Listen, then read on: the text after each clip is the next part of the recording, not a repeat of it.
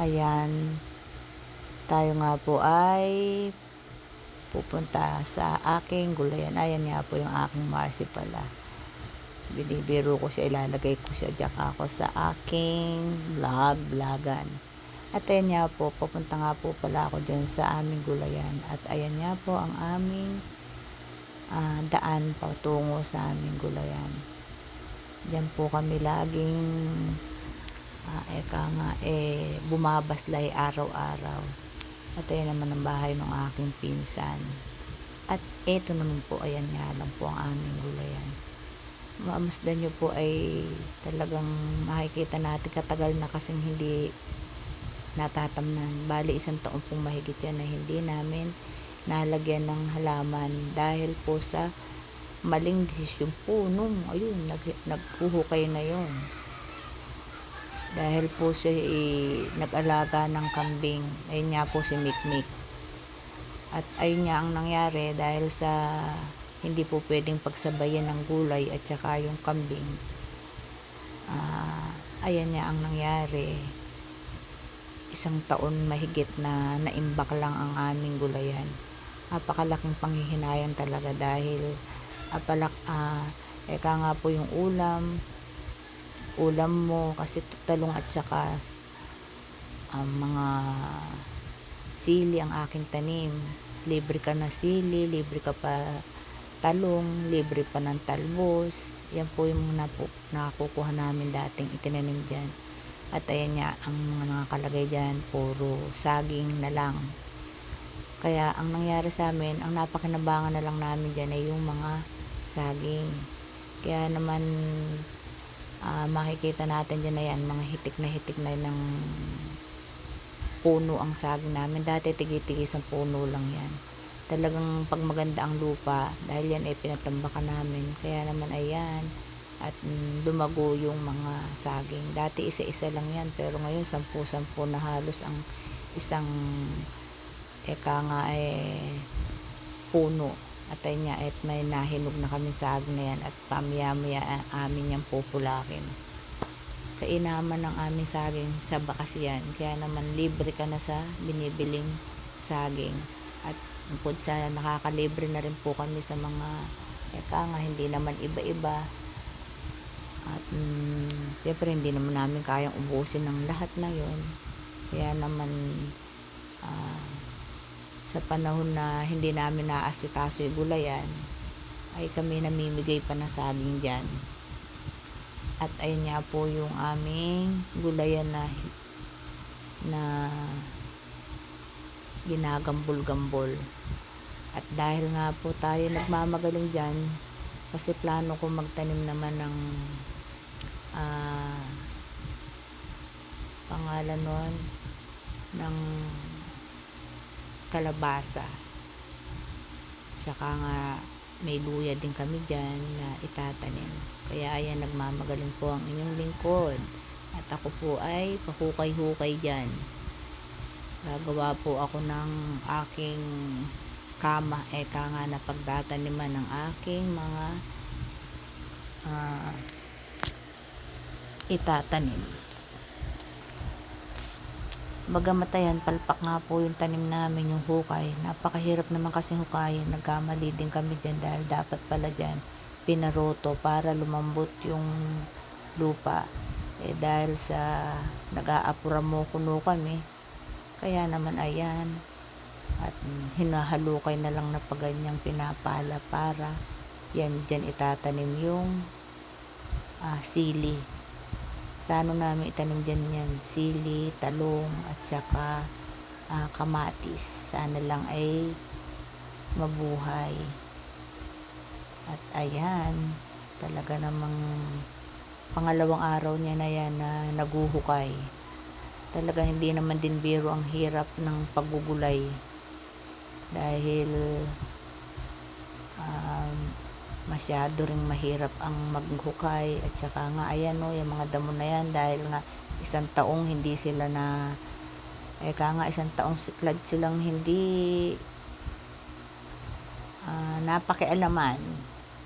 Nabuhay sila dyan ng 1 taon. Kaya ayan, napakakukunat ng kanilang mga ah, mga dahon, mga buto-buto nila talagang nakakapit na. Kaya good luck na lang talaga sa amin sa pagtatanim namin na 'to.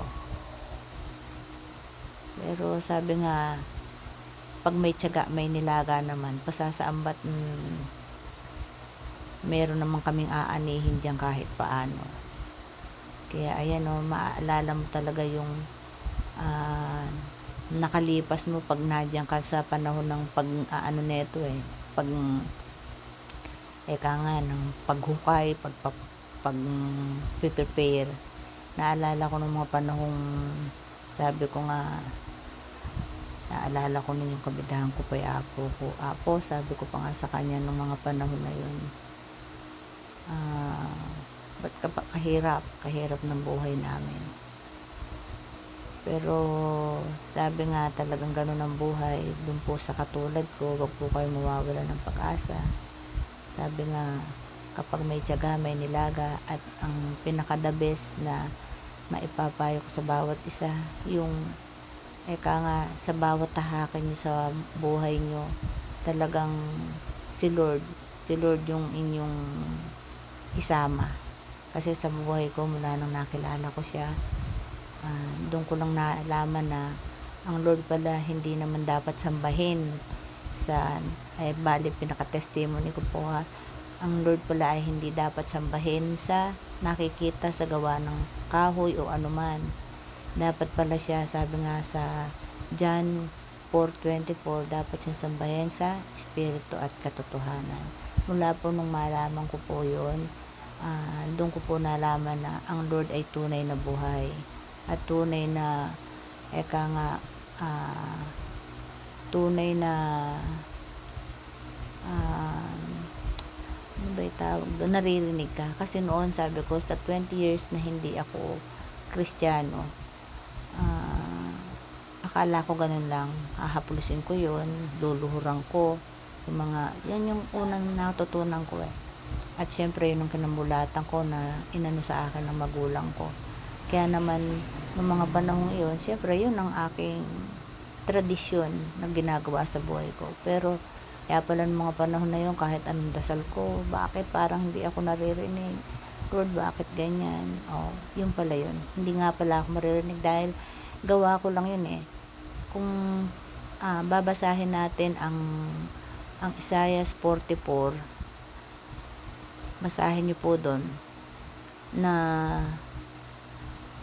ang Diyos po ay hindi po pala hindi po pala siya kahoy o anuman. Hindi siya dapat anuhin sa gawa ng kamay. Yun nga po, dapat siya sambahin sa espiritu at sa katotohanan. Kaya sa panahon na yun, makikita niyo po, nagtatanim na po ako dyan ng ang tawag dito, nagtatanim ako dyan ng gabi. Makikita niyo na po yung gabi na yan ay kaliliit. Pero nakakatuwa at nagsisilaki na po sila ngayon. Sabi nga po niya sa Isaiah 44, kung babasahin po natin doon ng Isaiah 44, naalala ko po tuloy yung mga panahong eka nga nagtatanong ako sa Lord. Sabi ko po nung nagsishare sila ng Diyos-Diyosan dito, sabi kong ganyan, bakit wala naman sinasabing sa Bible na anyong tao pero ipinakita po sa akin yung Lord dito sa Isaiah 44. Babasahin ko po sa inyo. Ito po yung unang nakapagpamulat sa akin kung bakit ako mas kinilala ko po ang ating Panginoon. Hindi tayo maliligtas ng born again, pero sabi nga, mas nakita ko doon yung way ng Lord. Sabi niyo po dito sa Isaiah 44 verse 9, sabi niyo po dito, walang kwentang tao ang mga gumagawa ng rebulto at walang kabuluhan ng mga Diyos-Diyosan kanilang pinahalagahan. Mga bulag at hangal ang sumasamba sa mga ito, kaya sila ay mapapahiya. Walang idudulot na mabuti ang paggawa ng mga rebulto para sambahin. Tandaan nyo, ang sumasamba sa mga ito ay mapapahiya lamang. Ang mga gumagawa nito ay tao lamang. Amen. Kaya't magsama-sama man sila at ako'y harapin, sila'y matatakot at mapapahiya rin. Ang panday kumukuha ng isang pirasong bakal, di po ba tunay naman, at inilalagay ito sa apoy. Pagkatapos ay pinupukpok niya ito sa pamamagitan ng kanyang malakas na bisig. Hanggang sa magkahugi sa paggawa nito, siya ay nauuhaw, nagugutom at napapagod. Ang karpintero naman ay kumukuha ng isang pirasong kahoy, ginuguhitan niya ito ng anyong tao. Mula po nang makita ko po yan yung sinabi niyang ginuguhitan niya ito ng anyong tao, saka inuukit hanggang sa mayari ang isang magandang imahen. Pagkatapos ilalagay niya ito sa kanyang bahay. Pumipili siya at pumuputol na isang matigas na kahoy sa gubat tulad ng cedar, encina at cypress. Maaari din siyang magtanim ng laurel at ito ay hintayang lumaki at habang dinidilig ng ulan. Ang kaputol na kahoy nito ay ginagawang panggatong at ang kaputol naman ay ginagawang Diyos-Diyosan, di po ba? Ang isang piraso ay ginagatong para magbigay ng init sa kanya at para igatong sa pagluluto. Ang isang piraso ay ginagawang rebulto para sambahin. Ang ibang piraso ng kahoy ay ginagawang panggatong, dito siya nag-iihaw ng karne at nasisiyahan siyang kumain ito. Kung nadarama niya ang init ng apoy, ay nasasabi niya ang ganito, "Salamat at hindi na ako giniginaw." At ang natirang kahoy ay ginagawang mga niyang Diyos na kanyang niluluhuran at sinasamba. Dumadalangin siya sa rebulto, "Iligtas mo ako sapagkat ikaw ang aking Diyos." Ang mataong gayon ay mga mangmang at hindi inuunawa ang kanilang ginagawa. Tinakpan nila ang kanilang mga mata at sinarhan ng isipan sa katotohanan.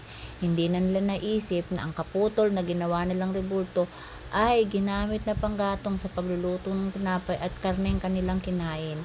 Hindi man lamang nila tinanong sa kanilang mga sarili kung hindi kaya karumal-dumal ang sumamba sa isang pirasong kahoy. Ang mga gumagawa nito ay parang kumakain ng abo. Lubusan na siyang naligaw ng kanyang maling paniniwala at mahirap na ituwid at hindi siya papayag na ang rebultong hawak niya ay hindi mga Diyos. Amen? Di po ba tunay naman?